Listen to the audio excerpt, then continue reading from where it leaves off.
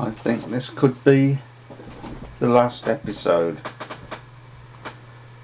I think this could well be the last episode, because Tien Pao has just taken off in an aeroplane with Lieutenant Hamson and Glory of the Republic. The plane bounced up, took another higher bounce, and was a thing of earth no more. Now,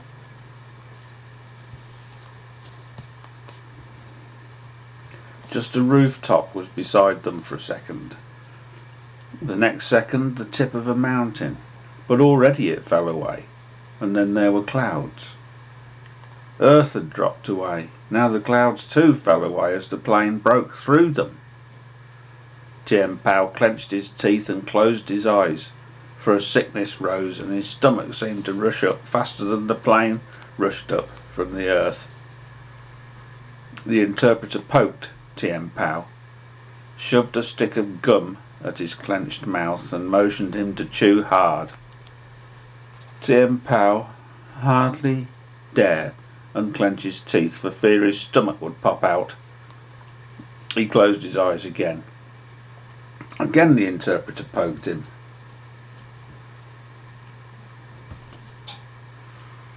Lieutenant Hamson wanted them to come forward. To Tien Pao's amazement, he could walk over the floor as if the plane were a level, flat, standing thing and not something hurtling through the air. Lieutenant Hamson motioned Tien Pao to the seat beside him. The interpreter stood behind them, leaning over Tien Pao's shoulder, looking and looking. Now Lieutenant Hamson pointed down. Tien Pao gasped in surprise. The airfield was gone. Below them was a village. Why, this must be the village where the interpreter had gone to buy him shoes and underwear. They were flying low over the village, following the crooked market street. The street was full of people. It must be market day in the village. Down below, a rickshaw boy was shouting and clearing a path for himself and his rickshaw down the packed street. Tien Pao could see him yelling. A crowd had gathered at the corner of the market street in an alley. They stood around a dentist who had a man in a chair and was pulling his teeth. The man sat, head tilted back, his agonised eyes staring into the sky. Tien Pao looked down into his wide open mouth. For a moment it was as if he and Tien Pao were staring into each other's eyes. Tien Pao gave no thought to the man, but hugged himself in utter relief. Oh, it would be easy. If he could look into a mouth, even though it was just for a flash, he could surely recognise his father and mother, for that would not even take a flash. He hugged himself again. You saw so clearly, even though it was just for a moment. It would only need a moment, an instant. Already the village was gone, and now below them stretched two narrow steel bands, glinting in the rays of the evening sun. The railroad track! But it stretched empty, straight and deserted before them. Lieutenant Hamson will first fly along the railroad toward Henyang, as far as it is safe to go, the interpreter explained, beside Tien Pao's ear. Then he'll turn and fly in the other direction until there is not a single refugee anywhere along the track. Tien Pao nodded and leaned forward over the pig in his lap. Glory of the Republic began finishing his banana peel he found clenched between his teeth. The little pig was already used to flying. Tien Pao laughed. He was laughing. The sickness was gone with the laugh. His stomach had slid back to where it had always been and where it belonged. Oh, flying was wonderful and effortless and easy and swift. Down below, the railroad track lay absolutely empty, and now the plane rose higher and still higher. Then far below them, far in the misty distance, rose a town, row on row of roofs. A silver ribbon coiled crookedly through the town among the straight rows of buildings. But where the river crawled, the blackened buildings had no roofs, yawned empty at the sky. Tien Pao gave a start of recognition. Heng Yang? Lieutenant Ham Sun nodded. The plane was banking, turning, and now it flew away from Heng Yang, flew back along the empty railroad track. Again that start of recognition jerked Tien Pao upright. Why, there already was the rock on which he had watched. They were back. It was unbelievable, the speed of an aeroplane. Here they were back, and even on a train it had taken a whole night, and on foot. Oh, his father and mother could have walked days and nights on end, but an aeroplane in moments would overtake all their walking. Tien Pao leaned hard over his pig, sat rigid, eyes riveted on the two steely ribbons of track. He mustn't miss them. It needed but a moment, but he mustn't look away even for a moment. He mustn't miss a single person down there on the track. Now the plane started from its height, and the track started down. The plane started down from its height, and the track rose and neared. Here people plodded down below, and the plane levelled off and swept over them. Here again were the strung out stragglers. Again the start of recognition came over Tien Pao. There was the little family, the last ones, the man he had talked to, walking on ahead with long strides. He looked up at the plane, but the old toothless man was nowhere. He must be eating and resting in some village. But the low aeroplane, snarling and sweeping down at them, threw the people on the tracks into a panic. Some people looked up in terror, some just ducked their heads and plodded on, but others threw themselves flat, face down. Some even bolted to the roadside ditch and threw themselves into it. And Tien Pao understood, for these people knew only that planes rained death. The only way that he had known planes until these last 2 days. Could we please fly higher? He urged the interpreter. I'm sure that I will know my father and mother in the flash of a second from almost any height. Lieutenant Ham Sun understood, for already he was flying high enough so that the people down below hardly looked up. They just trudged on under their loads. The plane flew on. Sometimes the coil spring's start of recognition jerked Tien Pao forward as some little family group appeared below them. Each time the two men would turn their heads and look at him. But each time Tien Pao had to shake his head. He wanted it too much, too hard. He must stop fooling himself. They weren't there. They weren't among the endless stream of refugees along the railroad track. The plane had passed them all. It still swept on. But now the railroad lay empty. Still Lieutenant Ham Sun raced on. Tien Pao laid his hand on his arm and shook his head. They are not on the track. Lieutenant Ham Sun knew without the interpreter needing to translate. He spoke to the interpreter instead. The Lieutenant Ham Sun wants to know, do you want to go back along the railroad track? Then we'll be facing the people below. Tien Pao shook his head. They are not on the track. I know, for I would have known them in a moment. I would rather go by way of the other roads. Now the plane had swept along both the narrow dirt roads. It had followed each one all the way, until there were no refugees in either direction. All the distance in between Tien Pao had looked down at refugees by the thousands, strung out along both roads, miles upon miles. But his father and mother had not been among them. The sun was going down. On the last road there was now only a farmer leading his water buffalo home from the day of ploughing. He was carrying a little girl on his shoulder. The little girl looked up at the plain and waved. Tien Pao turned his head away.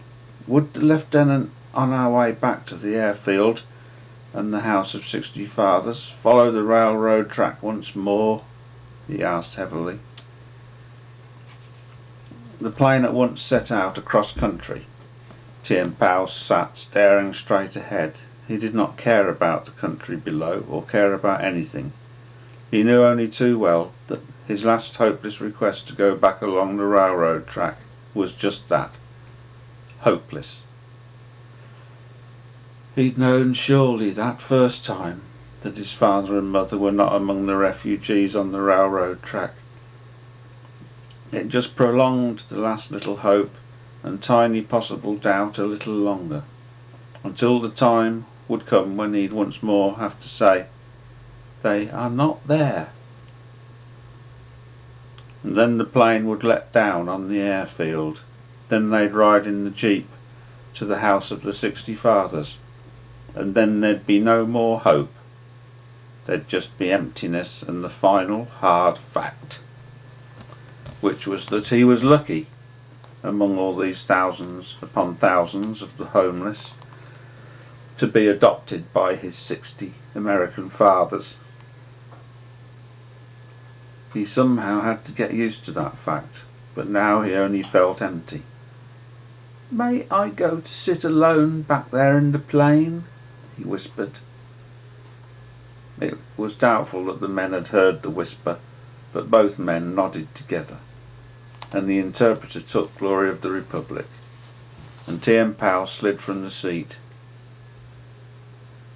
Behind the men's backs Tien Pao pulled himself along, but he did not sit in the seat.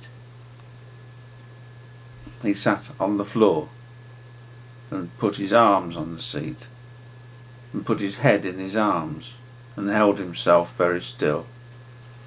It was not necessary to see any more what was down below. They were not there. Much later the interpreter called out to him, "Tien Pao, this you must see. I think the Lieutenant Hamson really wants you to see this, for he has taken us far around to where they are building a great new airfield beside the railroad track. It is much farther down the railroad track than we went the first time, far beyond the refugees." Tien Pao got up. He knew they were doing it to distract him, and dutifully walked back to the glassed-in nose of the plane and looked down. He gasped. Straight below them lay a huge airfield. It was enormous. It stretched flatly away, and many little roads ribboned away from it, winding in and out among endless buildings. From here, high in the sky, it was as if a giant hand had just dropped clusters of buildings in clumps, had strewn other lone buildings helter-skelter, and then had wound the ribbon roads between them. Trucks and jeeps scuttled like water bugs along the little threads of lines that were the roads.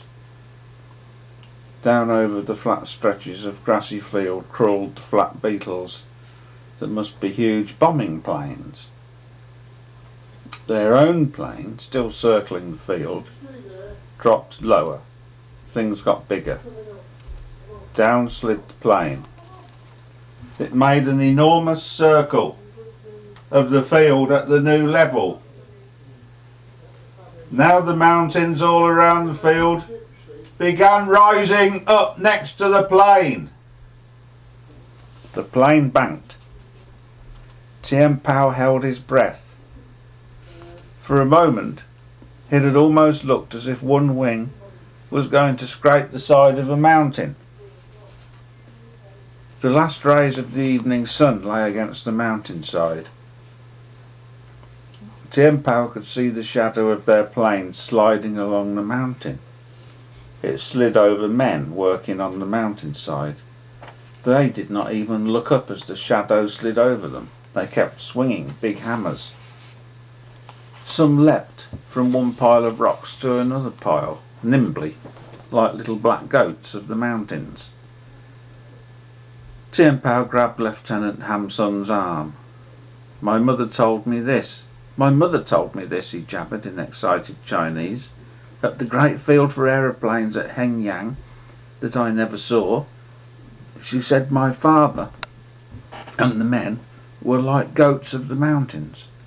She said my father and the men broke down the mountains with great dynamite blasts, and then they broke up the rocks from the blasts to make crushed stone for runways for the aeroplanes.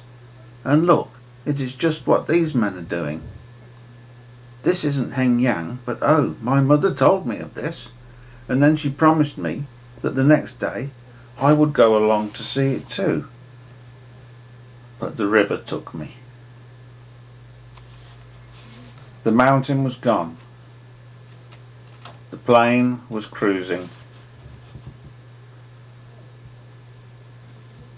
along another part of the endless field. It dipped still lower, and now there were women working below, an endless file of women.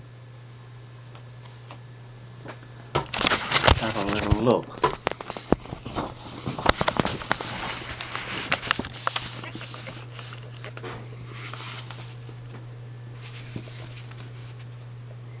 Each woman was carrying a pole, a carrying pole, from which hung 2 baskets. They shuffled along in a single long file that reached from a hillside where men were scooping the baskets full of dirt. Then the never-ending, never-stopping file of women shuffled on again,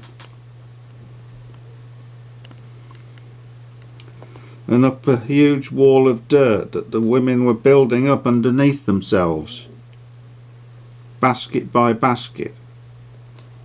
It was like ants carrying grains of sand. "They are building revetments for the bombers. That way they are protected from enemy air attack," the interpreter explained. Tien Pao hardly heard. What he saw down below was too interesting and exciting. The walls of dirt that the women were building were in the shape of a U. The great mounds were open at only one end. The plane passed over a finished mound, and in it stood a huge bomber plane, protected by dirt walls on 3 sides. They were like stables, Tien Pao thought, stables for bombers.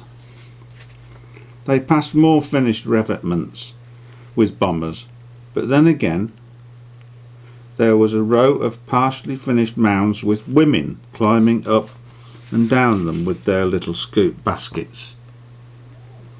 A woman, just emptying her baskets, looked up as the low, roaring plane flew over. Tien Pao screamed.